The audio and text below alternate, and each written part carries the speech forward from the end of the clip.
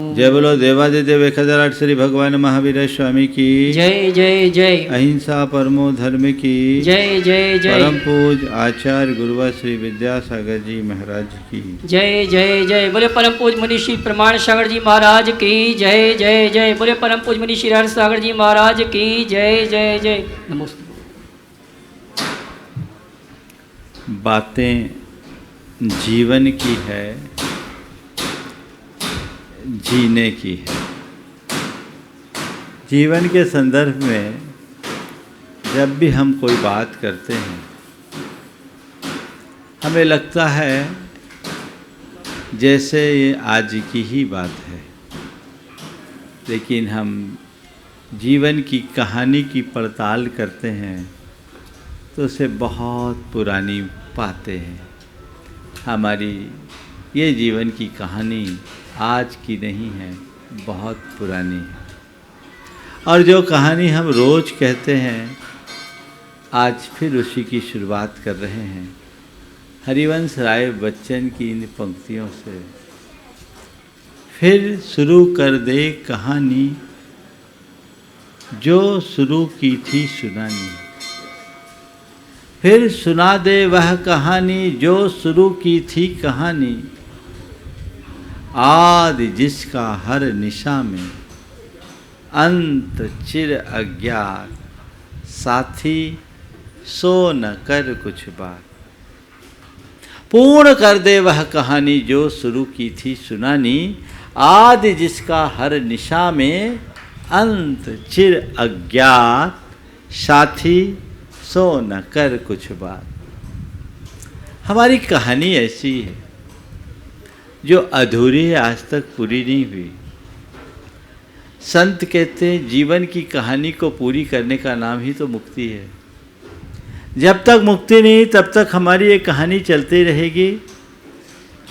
आदि जिसका हर निशा में अंत चिर अज्ञात, जिसका न हमें आदिम छोर का आता पता है, न हमें अंतिम छोर का पता चलता है।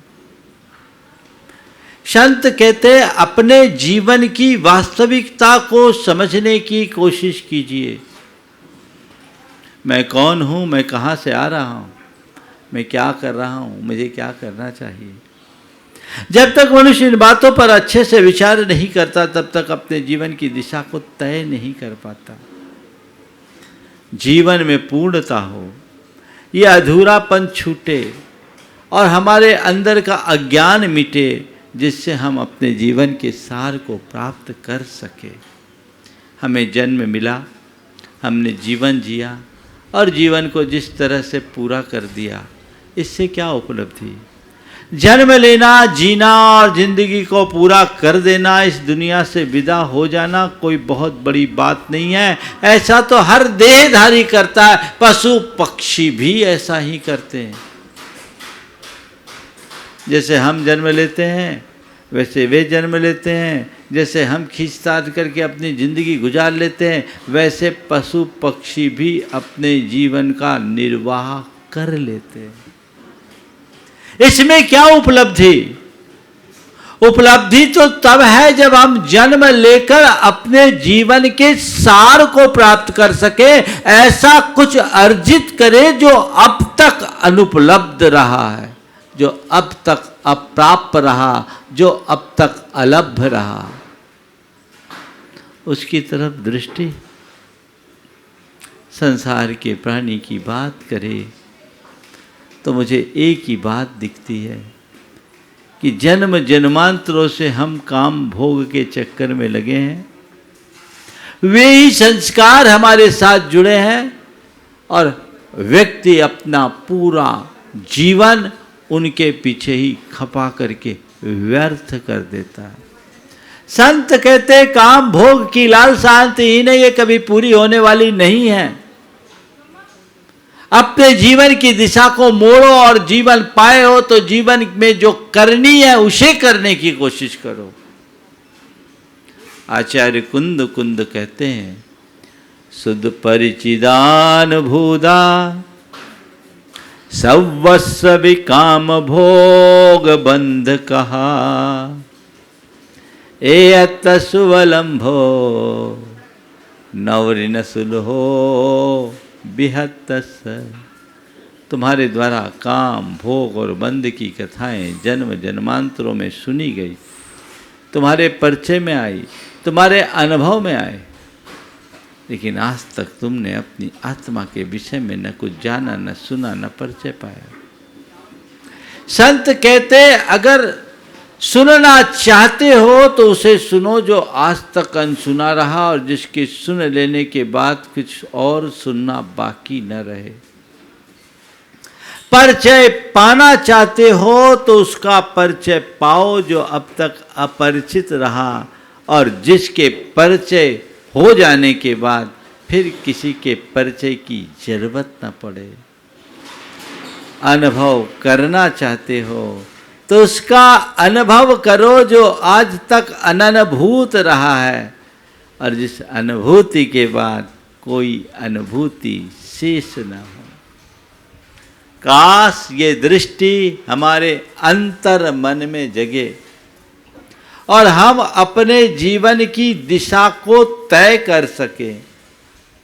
प्रायः हर व्यक्ति एक ही रो में चलता है। जिस तरीके से हम अपना जीवन शुरू किए अंत तक व्यक्ति वहीं रहता है। संत कहते हैं जीवन में एक मोड़ आना चाहिए, एक परिवर्तन आना चाहिए, ऐसा मोड़ जो हमारे जीवन को सही दिशा में आगे बढ़ा सके। हमने अपना अनंत जीवन पथ भ्रष्ट होकर के बर्बाद कर दिया, दिशाहीन होकर हमने अपने जीवन को विनष्ट किया। आज हमें दिशा मिल रही है, दिशा दृष्टि मिल रही है, दिशा दर्शन देने वाले सद्गुरु का सानिध्य मिल रहा है, तो हमें चाहिए कि हम अपनी दिशा को बदले और कुछ आगे बढ़ने की कोशिश करें। ये जीवन पाया है तो इसे जैसे तैसे गुजारने की जगह इस जीवन में कुछ कर गुजरने की ठाने, कुछ करके गुजरना है, ऐसे जैसे तैसे गुजारना नहीं है। और जब कभी भी कर गुजरने की बात आती है तो क्या करते हो? मुझे खूब धन कमाना है, मुझे खूब नाम कमाना है, मुझे प्रतिष्ठा पानी है, मुझे अपनी धाक जमानी है। यही तो मनुष्य अपने जीवन की उपलब्धियों के रूप में देखता है और सोचता मैं बहुत कुछ कर गुजरा। संत कहते हैं कर गुजरने की बात नहीं, ये सब कारगुजारी है जो हमें उलझाती। कुछ ऐसा करो जो आज तक करने में नहीं आया, जो वास्तव में तुम्हारे जीवन की उपलब्धि के रूप में गिनी जा सके। उसकी तरफ भी तो दृष्टि होनी चाहिए। हर व्यक्ति को एकांत में बैठकर इस बात का आकलन करना चाहिए कि मैंने अपने जीवन में आज तक जो कुछ भी किया उसका हिसाब किताब क्या है, लेखा जोखा क्या है, कितना है जो मेरे जीवन के लिए उपयोगी है और कितना है जो जीवन के लिए अनुपयोगी। मैं समझता हूँ जब कभी आप इसका आकलन करोगे तो आपकी बैलेंस शीट उल्टी ही दिखेगी, अनुपयोगी की तरफ ज़्यादा, उपयोगी की तरफ कम। जीवन को मोड़िए। उम्र बढ़ रही है, निरंतर गुणों का विकास होना चाहिए, पर देखने में ये आता है गुणों का ह्रास होता है। दिशा बदलिए, तरीका बदलिए, चिंतन का ढंग बदलिए। देखिए दो तरह की स्थितियां हैं। हर व्यक्ति की जिंदगी प्रकृति के हिसाब से आगे बढ़ती है ना। एक परिवर्तन आता है। हम अपने शरीर की तरफ जब ध्यान देते हैं तो बचपन से लेकर अब तक हमारे अंदर कितना बड़ा बदलाव आ गया।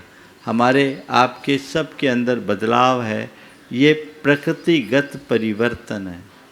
ये तो परिवर्तन होगा, उम्र का असर सबको दिखेगा, लेकिन ये परिवर्तन बहुत बड़ी उपलब्धि नहीं है। ये तो प्रकृति ने किया, ये होना ही है और इसकी अंतिम परिणति चिता की राख है, जहाँ बदल जाना है। लेकिन दूसरा परिवर्तन है वह पुरुषार्थगत परिवर्तन है, जो हमारे जीवन का गुणात्मक परिवर्तन है। मैंने अपने जीवन को गुणात्मक रूप से कितना बदला, यह बात हमें देखने और समझने की आवश्यकता है। यदि ऐसा कुछ परिवर्तन हमारे अंदर घटित होता है तो मान करके चलना मेरे जीवन की दिशा सही है, और यदि ऐसा नहीं तो वही राह है जो अनादि से चलते आ रहे। जीवन में उम्र बढ़ने के साथ दो स्थितियां, आज दो पहाड़े आपको पढ़ाता हूँ। आप लोग तो रोज़ पहाड़े पढ़ाते हो एक दूसरे को, पर मैं आज आपको दो पहाड़ों से परिचय कराता हूँ, है ना। एक 8 का पहाड़ा है। 8 का पहाड़ा का हिसाब लगाओ।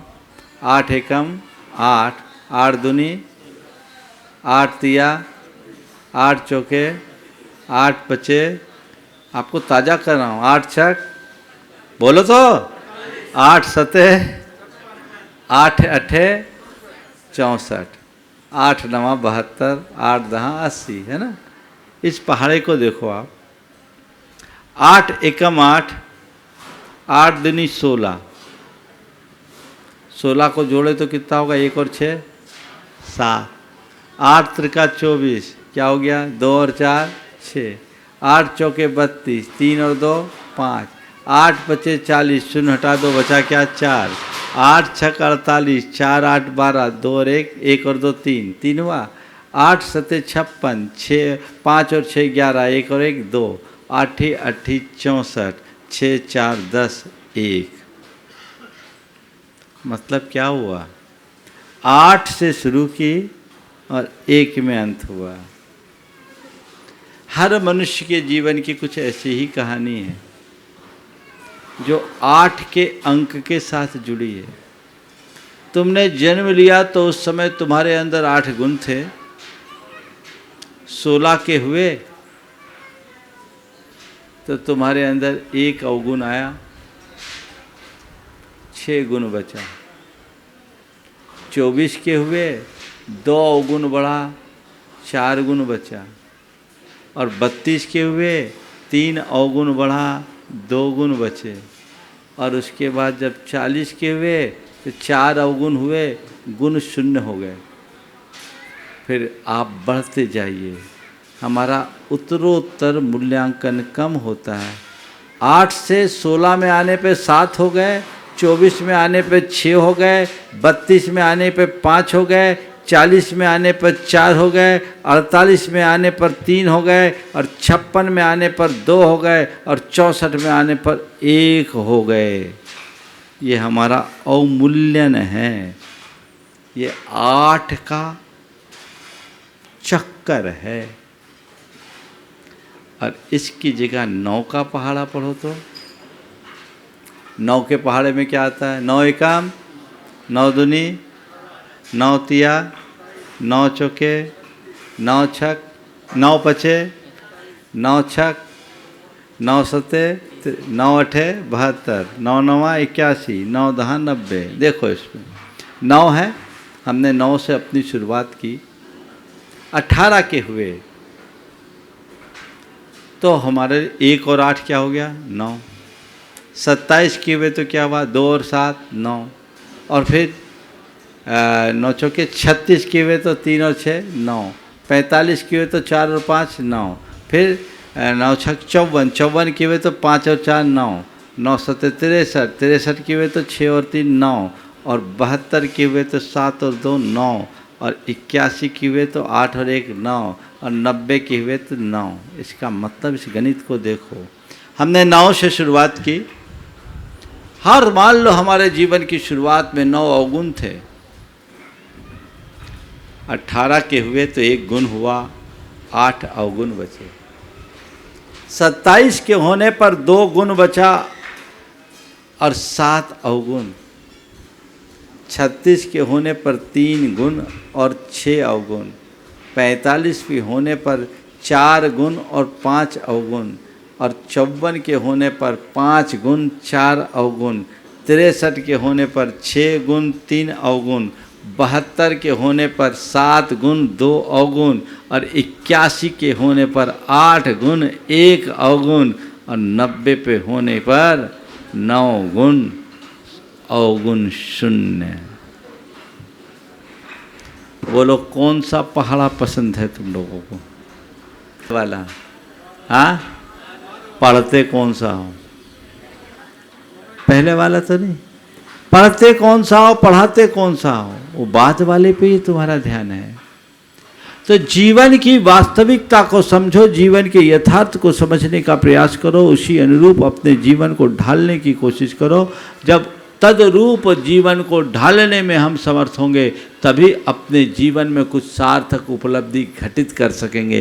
तो कुछ आगे बढ़ने की चेष्टा करो। उम्र ढल रही है, जीवन बीत रहा है, कब हमारे जीवन की कहानी खत्म हो जाएगी कोई पता नहीं। केवल इतना ही रहेगा, लोग कहेंगे अरे अभी थोड़ी देर पहले तो मेरे उससे बात हुई थी, कुछ दिन पहले ही तो मैं उनसे मिला था, अरे वो चला गया।